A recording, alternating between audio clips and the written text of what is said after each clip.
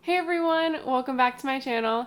It's 2017, yay! This is the first video that I'm filming. It's actually January 1st right now. It's a little bit dark outside, so I have a lot of lighting on me, so I don't know, I think it looks okay. But if there's like some shadows or something, that's why, because the sun is not out right now. But I'm really excited to be back filming an actual sit-down video with you guys.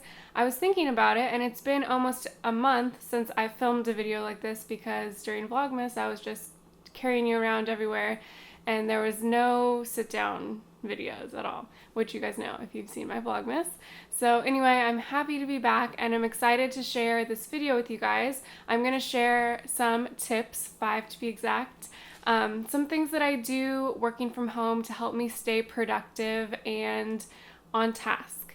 But before I get into those, I wanted to ask you guys about this hat because I'm putting my winter capsule wardrobe together. I'm a little behind, but I'm just kind of going with it. And I picked up this hat yesterday from a consignment shop, and I really like it because I've been looking for a hat that had a bigger brim like this.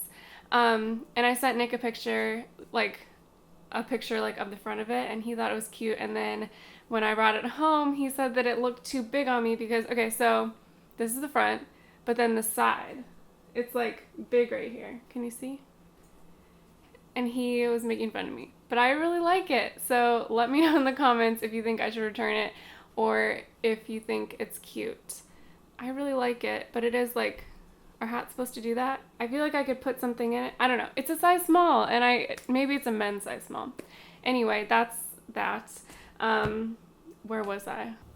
The first thing I do to make sure that I stay productive and on task when I'm working is I have a designated workspace. So starting right off here, you guys know if you did watch my Vlogmas that I worked from my couch a lot during Vlogmas, and to be honest, I do work from my couch quite often, but when I'm really in the zone and really needing to get things done, other than just casually replying to emails or editing some photos or something, I work from my desk. When we first moved into this apartment, my desk was in a separate area, and I found that I was kind of drawn to working from our dining room table because it was right next to a big window in our apartment.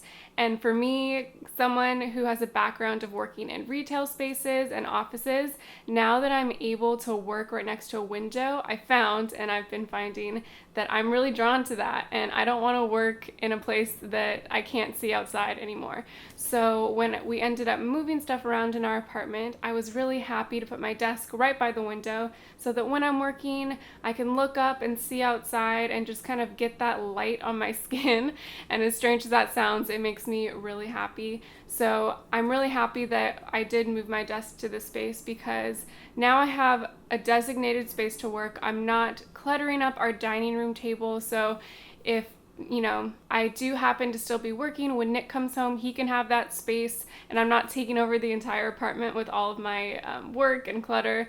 And when I'm done with work, I don't have to feel bad about leaving stuff out. If I'm painting or doing stuff with paper or whatever it is I'm doing, I can leave it out on my desk and not worry about it getting messed up or, food on it or whatever. It's just nice to have that designated space, even if it is in my living room, in plain sight. It's still its own space, and I found that that's been really, really helpful for me. The second thing that I try to do to stay on task is to reduce my distractions. So I work from home. Maybe some of you don't know, I'm a graphic designer and I make videos for this channel, and I also have an Etsy shop with my husband. But yeah, it can be hard working from home and trying to stay on task because there's so many other things that I could be doing in my apartment. So the top 3 things that distract me are food, because I'm always thinking about the next thing I'm going to eat, and the internet, because we all know the internet is crazy and a time suck and can be the best, worst thing ever. Since I've sort of recognized those 3 areas as my trouble areas when it comes to staying on task, I always make sure that I have food in the fridge that's already prepped so that if I get hungry, I can just grab some washed, cut up vegetables and hummus and snack on that, or maybe an apple and some almond butter, so that I'm not trying to reinvent the wheel when it comes to snacks or even breakfasts or lunches when I'm trying to work. And that's been really helpful for me because I find that if I don't have anything prepped, I will end up like doing so much more in the kitchen than I need to do when I need to be working. When it comes to chores, I try my best, and Nick's obviously really helpful with this too. We work together to keep our house clean and sparkly, but we pick up our house before bed. This is something that I still sort of have to work on. A lot of these things are. I'm not perfect in any way, but we try to do our house cleaning and, picking up and stuff before bed.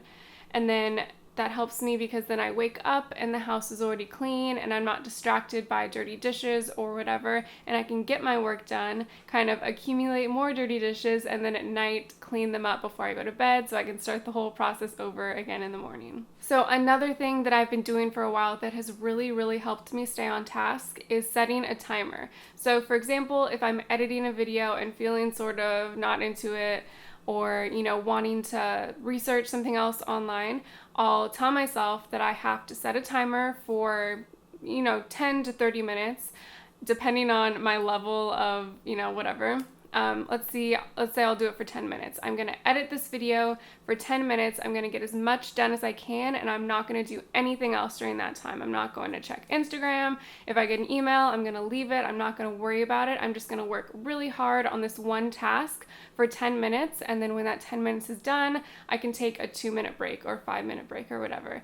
And I found, as kind of odd as that sounds, that's so helpful for me to just really have strong focus on a project, because I know I can do anything for 10 minutes, even if I am not feeling it or whatever the circumstance may be. 10 minutes or 15 minutes or 30 minutes even is not a long time to just really dive deep into a project. And it's also been cool because it's a way that I can kind of track what I'm doing with my time. If I need to, if I'm doing a project that I charge hourly for or whatever, I can say I know for sure these are the minutes and the hours that I've been working on this project, and that's so helpful for me. The next thing I do to help my productivity is to keep a paper planner. So this definitely isn't something that everyone's going to want to do, but I found for me, when I write things down, it helps me so much. So the planner that I use is called the Get to Work book. I've been using it. I think this is the second year that I've used it, and I absolutely love it. It's a planner that's printed on recycled paper in the US, and it's such a great planner for me because it doesn't have a lot of frills or designs in it. It's just really simple and cleanly designed, and I appreciate that so much because then I can add all my own stuff to it. The planner itself has weekly spreads, so it's 1 week on 2 pages, and I love just being able to look at the full week at a time. Sometimes I'll fill it out by doing lists, to-do lists on a daily basis, and sometimes I'll just use the full week for a full project that I'm working on, sort of depending upon, again, what I'm working on that week. But it's just been such a helpful tool for me. The last two sort of go hand in hand, and the first one is getting outside every day. And I try to make this getting outside while the sun's still up every day, but sometimes that doesn't happen. Recently, I've joined a gym, and this gym has workout classes throughout the day, so I'm making it a point to go to a couple classes a week so I can get out of the house during the day and connect with other people that are real life people, not just internet people, although internet people are real life people too. It's nice to have conversations with actual people during the work week as well. And yeah, I've really been enjoying that. You guys know I got a yoga mat for Christmas, and I've been really putting it to good use. So getting outside, walking around, connecting with other people, and moving my body is so important. And that sort of ties into the last one, which is taking time for myself. Working from home has always been a dream of mine, but it's easy to just really work all the time and never take breaks for myself, and personal projects and stuff too, because when you work for yourself, you're your own boss, and you can think about work all the time, which is not necessarily a bad thing if you love it, but it's also so important to just take a step back and take time for yourself. to stay healthy and, you know, stay grounded and stuff like that. So working out daily, even if it's just like walking around the block, you know, if I'm really pressed for time, I'll just like walk around the block really quick to kind of clear my mind, maybe listen to a podcast that I really like. And then again, like taking yoga classes, whether it be at a gym or just in my living room, has been so great for like my mental well-being as well as my physical well-being. And I'm really excited to kind of continue my journey to health in the new year, as cliche as that sounds. So that's all I have for you guys. I hope this was interesting for you, whether you work from home or not. Maybe you're a student, or you're just curious, you know, what I do to stay on task from day to day. I'm so excited for 2017 and what it's going to bring for this channel. And again, thank you so much for watching my videos and following along. If Vlogmas taught me anything, it was just that I have the most incredible group of people that watch my videos, and I'm so thankful for that, and I'm thankful for you guys. So anyway, thank you so much for watching. I hope you had a wonderful New Year's, and I'll see you on Thursday. Bye.